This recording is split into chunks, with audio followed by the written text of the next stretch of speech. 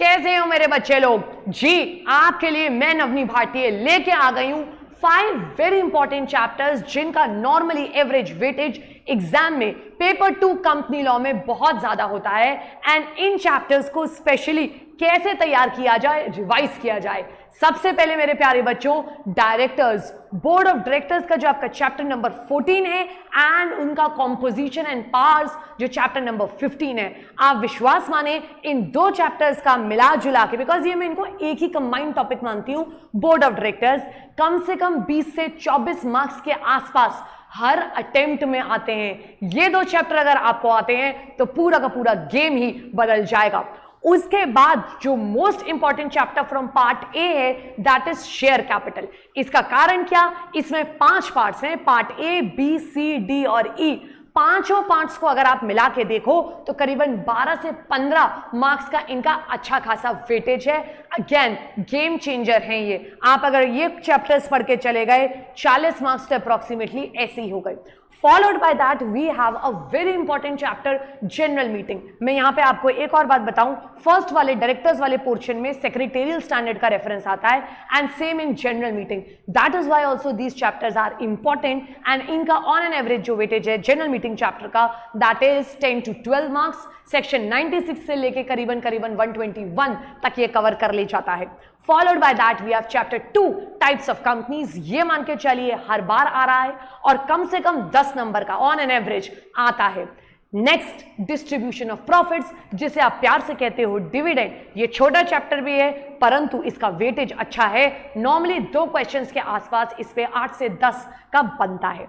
अब आप जो मुझसे कहोगे मैम क्या ये इस बार भी आएगा, देखो यार जरूरी नहीं है बट मोटा माटी पेपर इसके आसपास बनता है। मैं ये जरूर कह सकती हूं कि सिर्फ ये चैप्टर नहीं पढ़ के जाना, पर ये पढ़ के जरूर जाना है। इन टॉपिक्स को तो आप अफोर्ड ही नहीं कर सकते हो एग्जाम में छोड़ के जाने की। इसके अलावा जैसे चार्जेस, हर बार मैंडेटरी एक 3 नंबर का क्वेश्चन आता ही है। Mandatory in the sense her bar paper में आता है। नेक्स्ट आपका डेट में से कभी पे आ जाता है, कभी नहीं भी आता है। CSR में से क्वेश्चंस आने की उम्मीद रहेगी बिकॉज उसमें कई सारे अमेंडमेंट्स आए हैं। सो अब आपके लिए सवाल आया बहुत इंपॉर्टेंट कि इन चैप्टर्स को पढ़ा कैसे जाए। मैम देखो भैया, सबसे पहले तो अपना एक टाइम टेबल बनाओ एंड उसमें इन चैप्टर्स को प्रायोरिटी पे रखो। आई नो आप सब टाइम टेबल बना रहे हो, एक शेड्यूल रोज का फॉलो कर रहे हो, but everybody is doing hard work. You have to do smart work and smart work will be if you give importance to these chapters पहले, ताकि पहले हाथी हाथी निकल जाए, पूंछ पूंछ आती रहेगी। ठीक है, छोटे चैप्टर्स आ जाएंगे। नेक्स्ट इन सारे कॉन्सेप्ट्स को आपको रिवाइज करना है एंड सीक्वेंस में करो। सीक्वेंस का मतलब हुआ आप सेक्शंस लाइन से करो, इससे क्या है दिमाग में याद रह जाते हैं। 101 में नोटिस जाएगा, 102 में बिजनेस डिस्कस किया जाएगा, ऐसे करके you can go ahead like 2 1 2 2 2 4, तो आपको सेक्शन ऑटोमेटिकली पता होंगे। अच्छा इसके बाद ये आता है, so it will help you.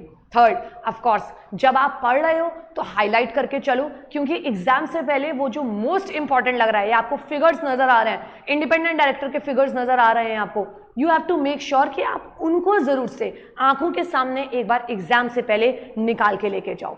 Of course पुराने ईयर्स के क्वेश्चंस अटेम्प्ट करो, स्कैनर्स लगाओ, प्रैक्टिस करो और इन चैप्टर्स को तो खासकर आपको आइडिया लगेगा।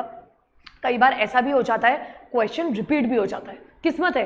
सो अगर ऐसा हो गया तो मजे ही मजे आ जाएंगे आपको। एंड लास्ट, अगर ये मेरा पर्सनल है राइट, आपको तरह तरह की लिमिट्स याद रखने में, डेज, पेनल्टीज, फिगर्स, अमाउंट्स दिक्कत हो रही है, प्लीज मेक चार्ट्स एंड जहां आप बैठ के पढ़ते हो ना रेगुलर बेसिस पे, वहां उसे टांग लो। क्या होगा, रोज जब नजरों के सामने होगा वो ना, तो बिना मेहनत करे भी वो आपके दिमाग में बस जाएगा और एग्जाम में आपको किसी भी तरीके का कंफ्यूजन नहीं होगा। I hope this helps.